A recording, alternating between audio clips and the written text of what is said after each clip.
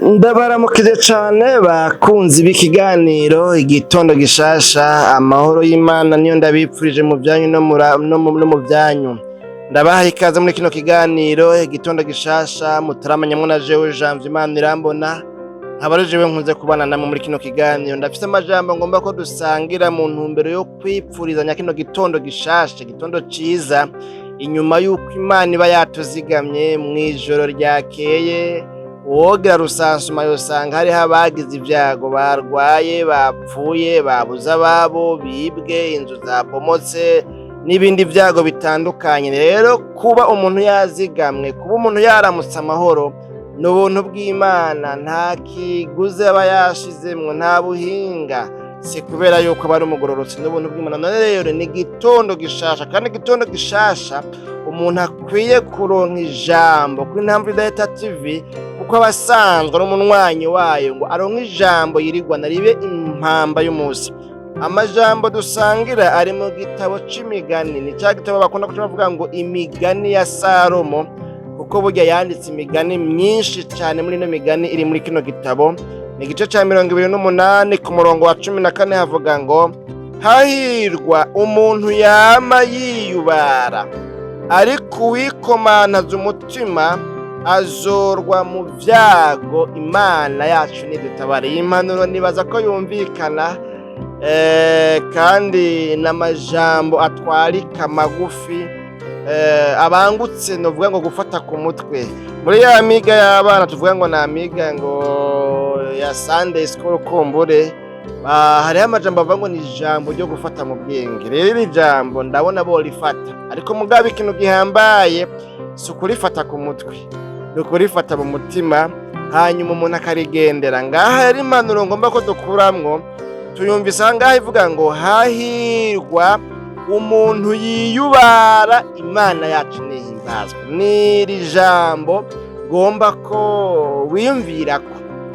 Kwiyubara, umuntu yo kwiyumvira ngo mbega kwiyubara niki? Kwiyubara novuga ngo nuko umuntu ashira imbere kwirinda guhurudukira mu bintu wahava asanga yakoze ibidakorwa. Kandi kwiyubara binyegeje mu ijambo ryo kuba maso, aho umuntu aba arondera canke aharanira yuko atakantu kohava kamwononera, kohava kamuca mu ryahumye, kohava kanovuga ngo kamutobera. Imana nidutabare, canke ngo nawe arabe yuko atakintu yohava yihendamwo. Kwiyubara rero bituma umuntu novuga ngo agenza make, bituma umuntu adatwarira hejuru, bituma umuntu atihutagiza. Byandi bavuga ngo haraka haina baraka.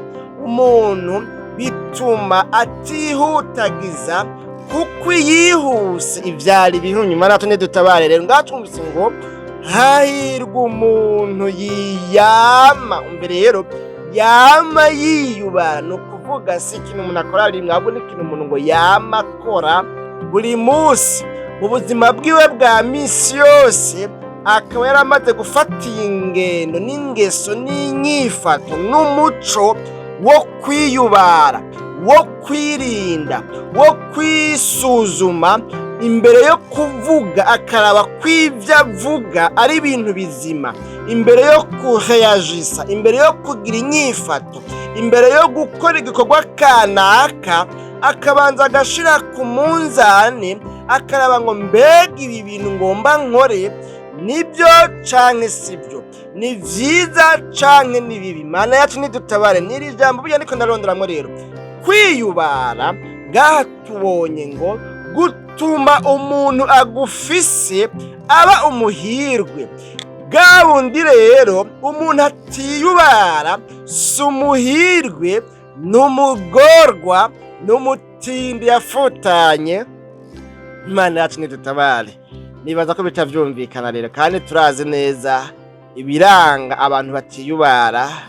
Akenshi usanga bama mu mafuti, bama basanga bahurudukiye mu makosa, bama basanga bavuze n'ivyo batari bakwiye kuvuga, bama basanga biseseye agatabi, niko abandi bavuga, bimeneye ibanga canke bamenye ibanga, ugasanga mbere novuga ngo akarimi kabo karabakwegeye canke ingeso zabo zirabakwegeye. Kubera iki?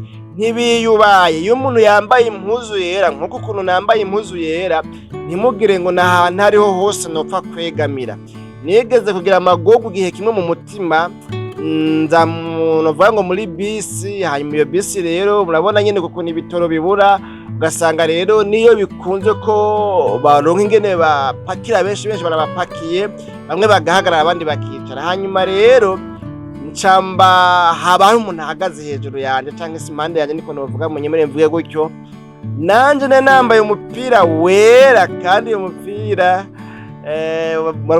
novuga ngo wari umupira nkunda cane, barashaka novuga yuko wananzimvye. Hanyuma mugabo rero uyo muntu akaba afise ibifu, amavuta, ikimuntu yari afise. Hanyuma rero imodoka yiceka agaca amenukirako, hari n'akanyishimikiza, nanje nibuka ko nambaye umupira wera. Bene data, ico gihe nashitse kuri kote umengo sinzi ngo ico gipira nza gusanga gisigaye gisa, kuko urumva ntiwari ukwiye kwitwa umupira mwiza. Yavuga ati hayi nshikana, umva nkoze ko naca n'umumengo sinzi iyo nohungira. Imana yacu nidutabare. Ngomba kwerekana yuko rero bivanye nuko umuntu aba yambaye impuzu atagomba yuko yocafura. Umuntu yambaye impuzu yera ntapfa aho yicaye, ntapfa ivyo akoze ko byose. Imana yacu nidutabare. Nizera yuko niyo umuntu dufate azi ko afise imicafu mu ntoki, ntiyopfa gukora mu jisho. Ariyubara cane gukora mu jisho, ariyubara cane gukora ku ishati yiwe yera, ariyubara gupfa kwegamira hariho hose, ariyubara. Iyo umuntu afise ikintu c'agaciro mu ntoki, telefone, umuntu ndabibona nk'iyo umuntu agiye muri ville, umuntu ntapfa gushira mu mufuko gutyo gusa, nige bibangomba kuyifata mu ntoki, uvuga ati telefone zirazimvye, telefone yaranzimvye, inashira mu mufuko barayicomora, simenya n'ingene bayitwaye. Imana yacu nidutabare. Iyo hari ahantu washize telefone yawe canke ahantu novuga ngo hari amarori yawe, ntupfa gushirayo ibintu byawe byose, ntuyashira ahantu novuga ngo uwo ari we wese aca arengana, ariko uriyubara. Kubera uvuga ngo nintiyubara hari ico mpomba, nintiyubara hari ivyononekara. Imana yacu nidutabare. Ijambo ry'Imana ritubwiye ngo rero hahirwa umuntu yama yiyubara. Imana yacu nidutabare. Ibi bindi bikurikira nta mwanya wo kubishimikako.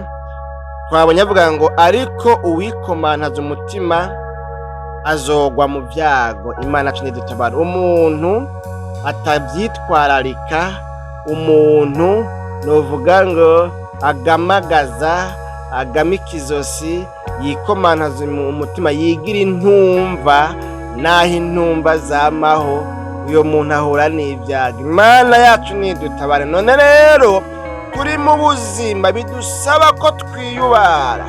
Muririmbyi yavuze ngo dutwaye ubutunzi mu nzabya z'ibumba, ati twiyubare bagenzi ntibatumeneshe. Imana yacu nidutabare. Dutwaye ibintu by'agaciro. Iyi mibiri yacu niko yagomba kuvuga ngo iyi mibiri yacu ni inzabya z'ibumba zishobora kumeneka.